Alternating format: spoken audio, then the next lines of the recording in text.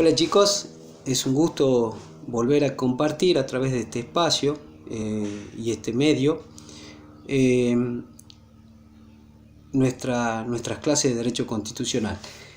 Voy a seguir desarrollando un tema con el que ya había iniciado en la clase anterior, que es el federalismo. Y para tratar de retomar, me parece importante tomar algunas ideas centrales que son propias de una forma federal de Estado, con independencia de qué país se trate. Son características primordiales la existencia de distintos órdenes de gobiernos dispersos en el territorio. Esos órdenes de gobierno tienen capacidad de dictar normas, tienen la potestad de dictar distintos actos de gobierno que van a incidir en la vida de la población. Otra característica es al menos la autonomía de la cual deben gozar los entes que conforman una federación. Otra característica es la existencia de una constitución, que es la que establece cómo se van a llevar adelante las relaciones entre los distintos entes que conforman una federación y la participación que tienen los entes en el acto constituyente, tanto para dictarla por primera vez como para reformarla a medida de que vaya pasando el tiempo.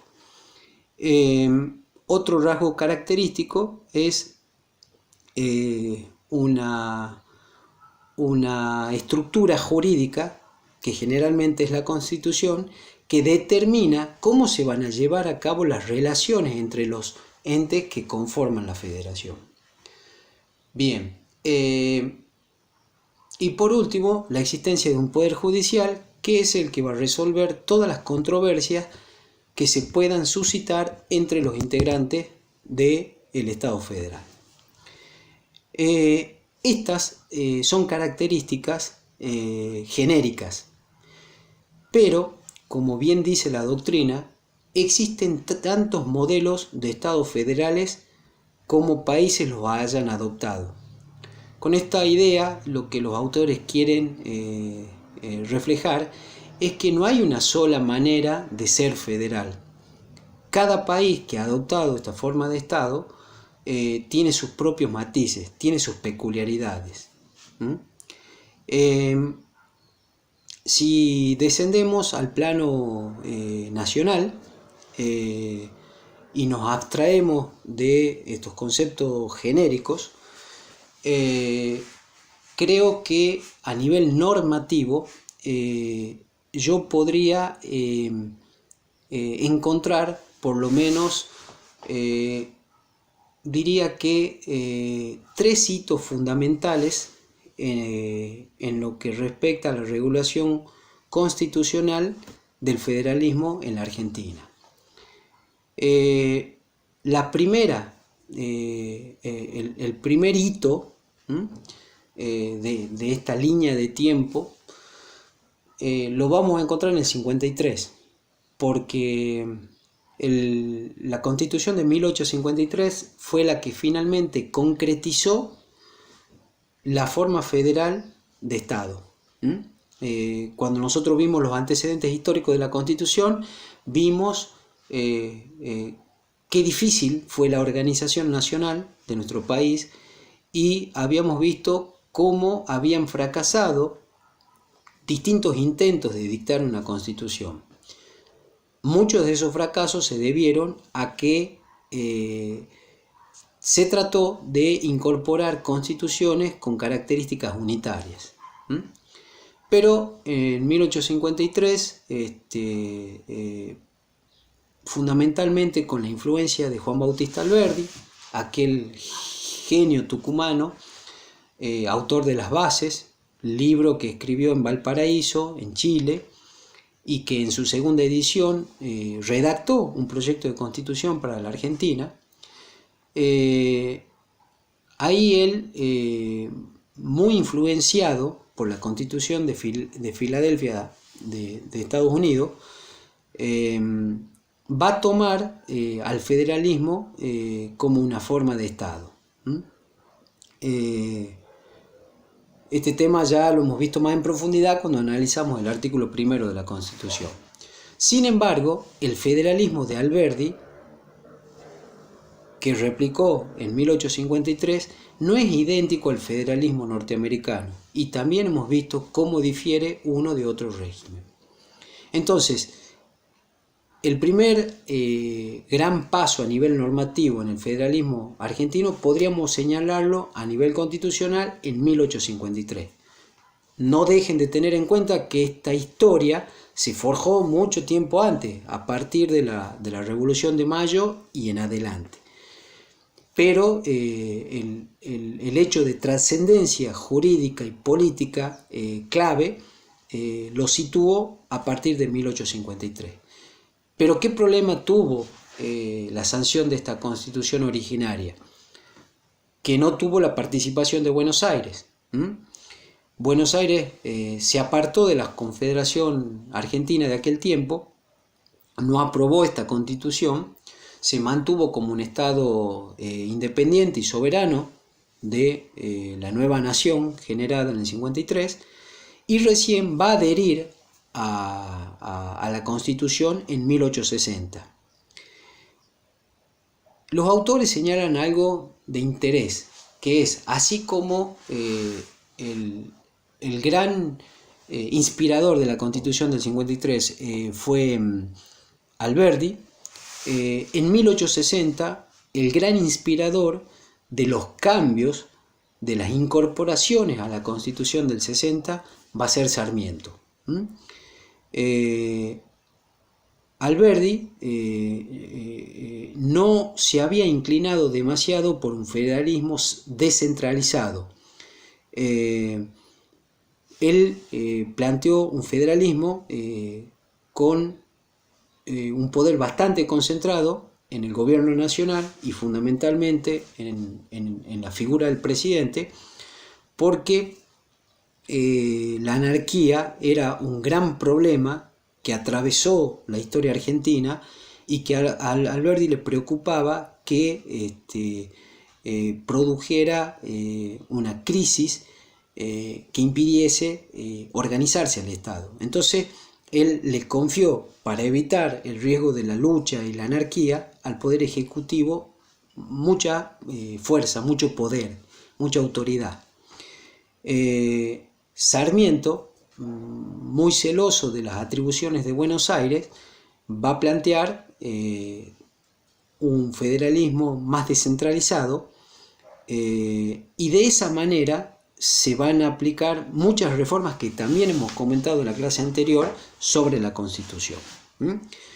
Entonces, la incorporación de Buenos Aires, la reforma de 1860, sería como el segundo gran hito a nivel constitucional que tuvo repercusión sobre el federalismo. Y el otro gran hito que debo señalar en esta suerte de evolución a nivel normativo constitucional del federalismo en la Argentina va a ser la reforma última, la de 1994. Reforma que llega con la idea de desconcentrar el poder, de descentralizarlo. Y las herramientas que ocupó el constituyente para generar ese efecto a nivel Estado fue a través de la regulación del federalismo, a través del reconocimiento de la autonomía a los municipios y a través de un régimen especial que diseñó para la ciudad autónoma de Buenos Aires. Esto es en el plano normativo. Pero si hay un instituto que sea un buen ejemplo de esa dualidad que existe entre constitución formal y constitución material, justamente lo es el federalismo. Porque de aquel diseño de Estado planteado en el 53 con las reformas del 60, en el plano material hay grandes diferencias que se han alejado muchas veces de los diseños planteados por la Constitución, generando aquello que algunos autores llaman el centralismo porteño. Fenómeno en el plano de la realidad, en el plano de los hechos, que muchos problemas le ha generado a las relaciones federales y especialmente a la gobernabilidad de las provincias. Vamos a volver sobre estas cuestiones porque es algo que atraviesa al federalismo. Bien,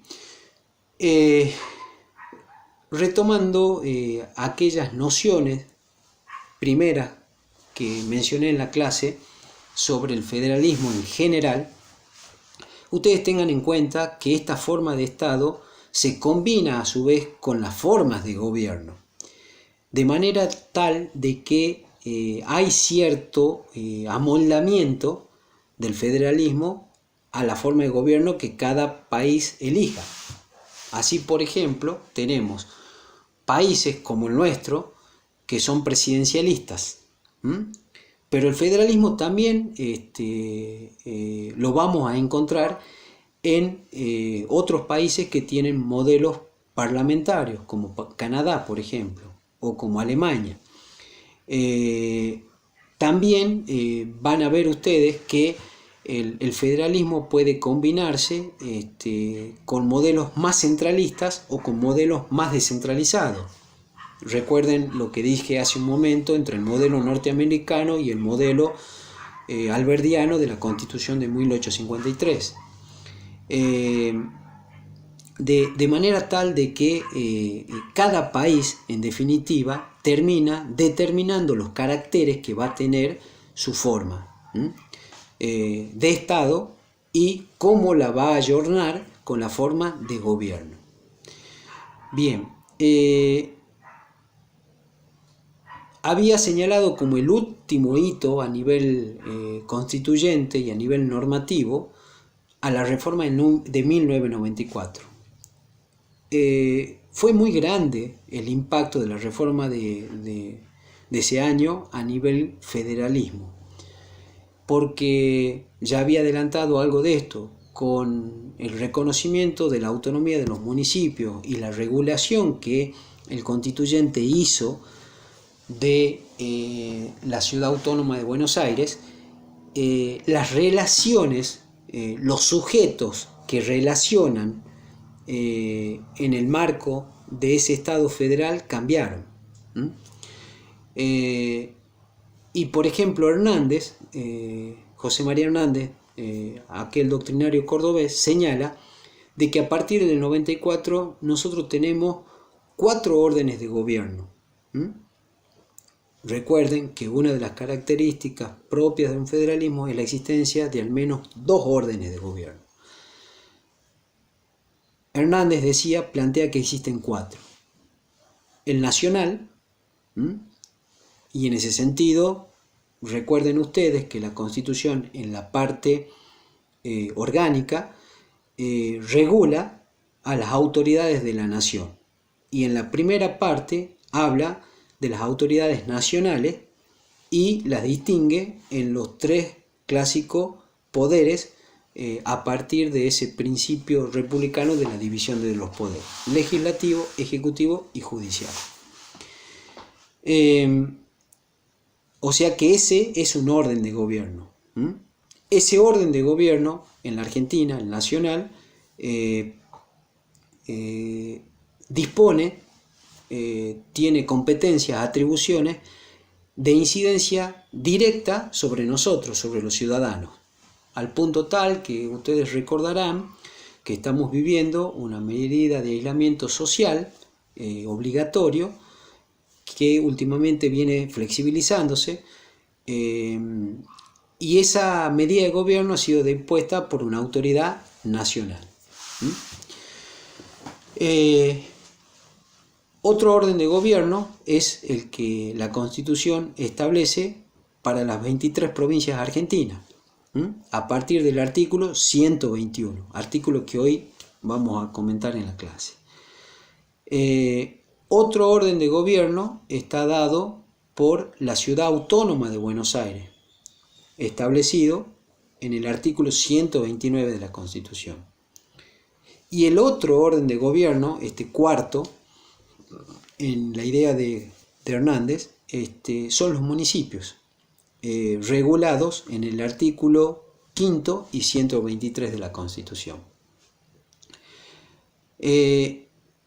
Las relaciones que directamente plantea nuestra Constitución en el orden federal, cómo se van a llevar a cabo esas relaciones entre los centros de poder, vincula a la nación, a las provincias y a la ciudad autónoma.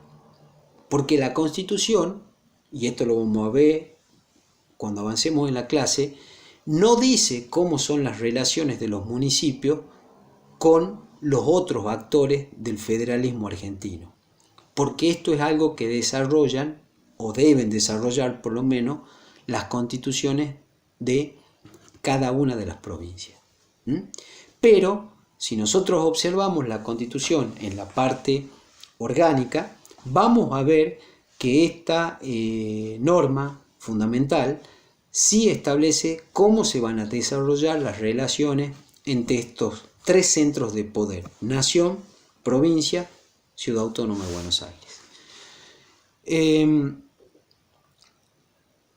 Los autores señalan que el escenario del federalismo argentino, y estoy refiriéndome de vuelta a Hernández y también a otro grande en materia de derecho público provincial, que es Frías, Pedro Frías, quien escribió en vida muchísimo sobre derecho público provincial, plantean de que hay un actor más en el federalismo argentino, y ese actor son las regiones, tema del que la Constitución también se ocupa en el artículo 124. Algunas referencias vamos a hacer al tema de las regiones más adelante.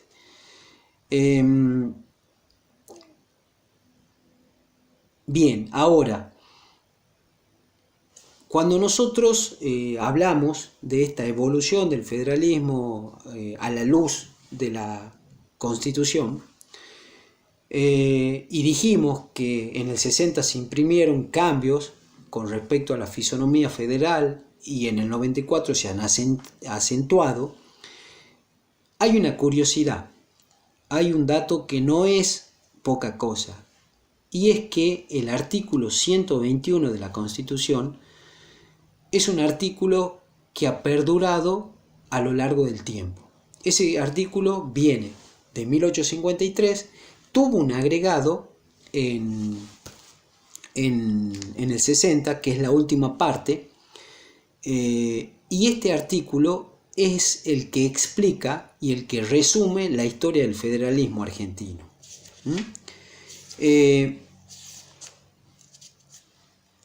Este artículo es el que dice que las provincias conservan todo el poder no delegado por esta Constitución al gobierno federal, y el que expresamente se hayan reservado por pactos especiales al tiempo de su incorporación.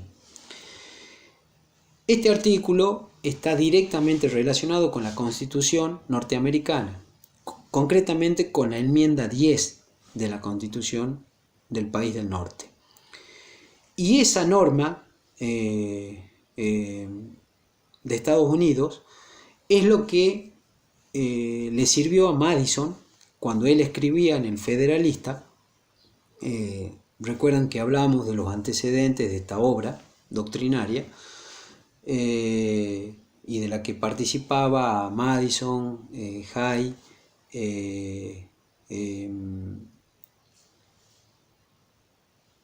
dijimos de que ahí Madison plantea el federalismo dual, es decir, ese federalismo donde se le reconoce soberanía a el gobierno central y a los gobiernos de provincia, pero cada uno con asignaciones, con competencias, con atribuciones específicas y delineadas por la Constitución.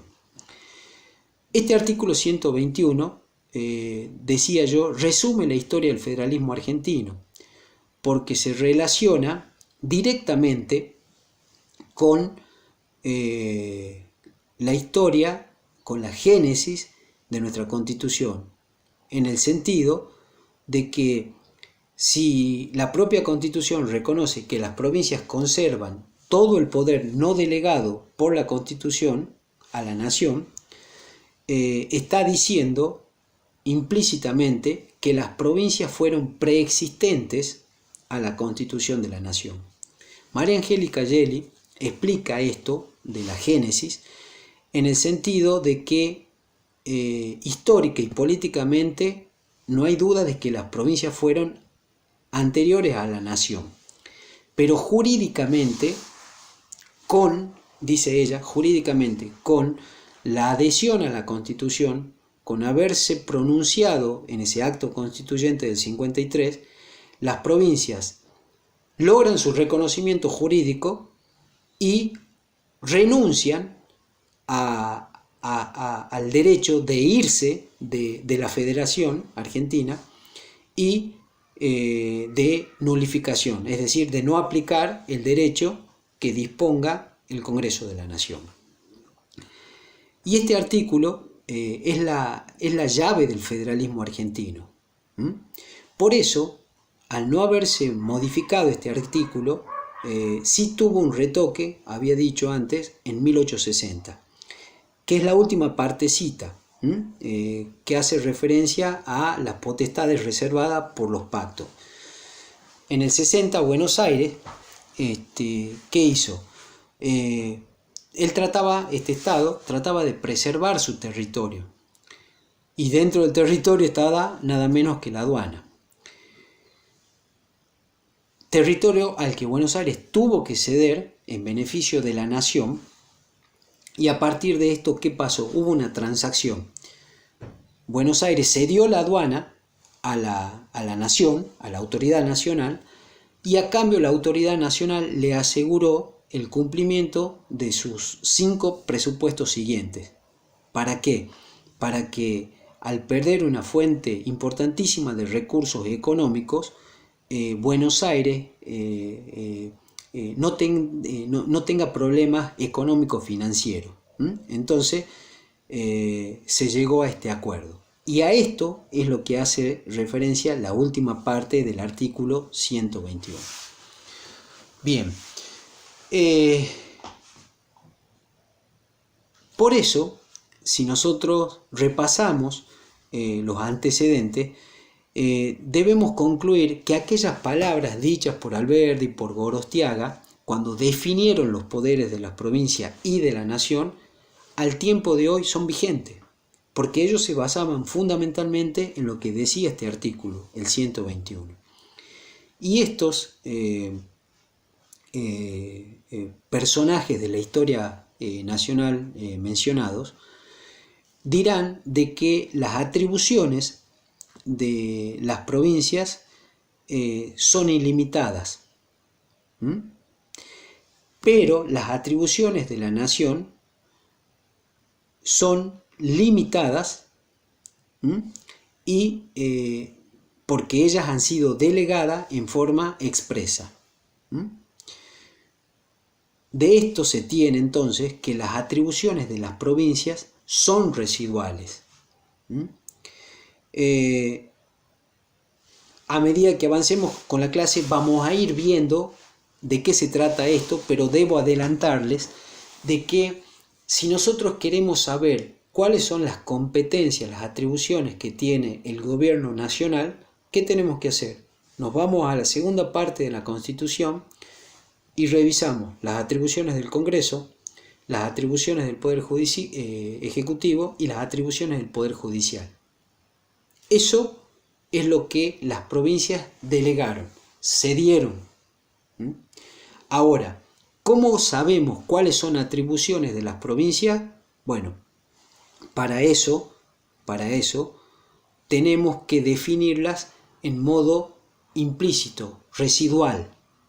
¿Por qué? Porque la Constitución no describe cuáles son las atribuciones que tienen las provincias.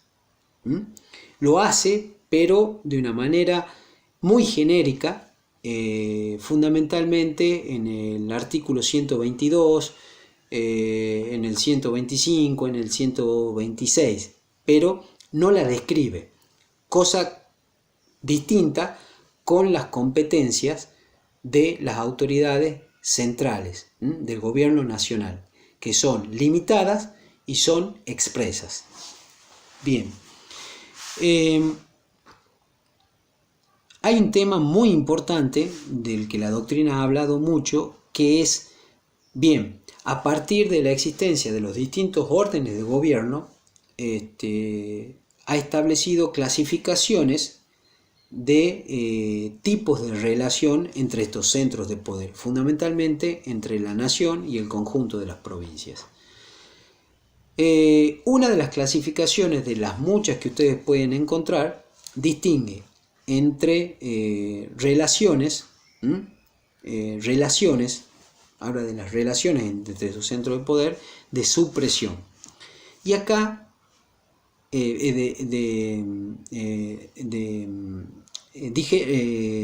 relaciones de jerarquía, de subordinación. Esa es la palabra que no me salía, subordinación. ¿Qué significa esto? Y ojo, no piensen que se trata de subordinación de las provincias o de las autoridades de provincia al gobierno de la nación. No apunta a eso. Esta es una subordinación de tipo normativa. Esta es una subordinación que se explica por lo que dice el artículo 31 de la Constitución con el complemento del artículo 5 de la Constitución.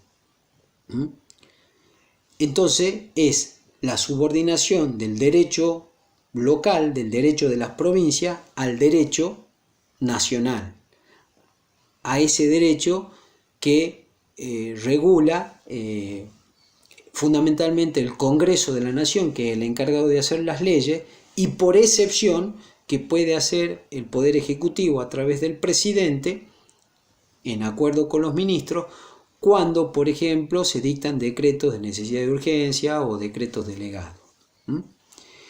Subordinación normativa, no de autoridades.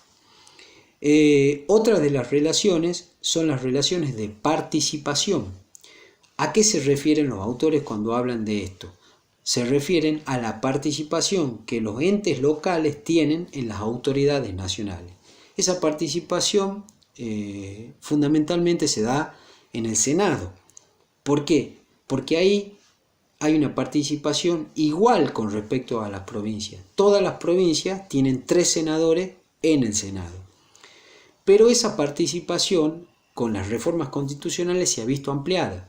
Y así, por ejemplo,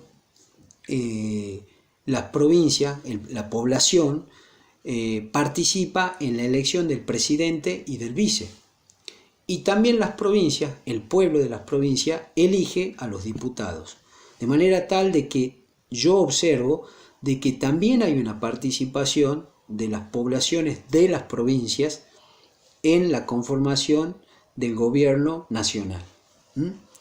Y después tenemos otro tipo de relaciones, que son las relaciones de coordinación, que son, digamos, cómo establecemos qué competencias son de la nación y cuáles son las competencias de las provincias. Es decir, son esas normas de delimitación de competencias y de atribuciones, distinguiendo entre competencias que son propias de las provincias. ¿Por qué hablamos de competencias propias de las provincias? Porque están reservadas a las provincias. ¿Cuál es la fuente? El artículo 121 que recién vimos. Este es el poder que las provincias se han reservado para sí.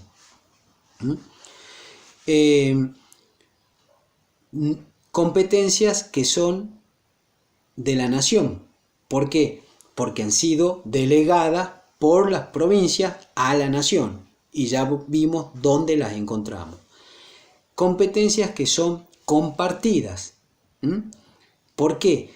Porque en la política, en la decisión, participan ambos órdenes de gobierno, nacional y provincial. Por ejemplo, en materia ambiental, el artículo 41 establece que participan la nación dando los presupuestos fundamentales en materia de legislación ambiental, y las provincias complementan aquellas pautas fundamentales trazadas por las autoridades centrales. Y también tenemos relaciones de coordinación. Coordinación, es decir, cuando una competencia le corresponde a ambos órdenes de gobierno, pero es necesaria que concurran estas dos autoridades para poder ejercerla. Esto se da también, por ejemplo, en materia tributaria.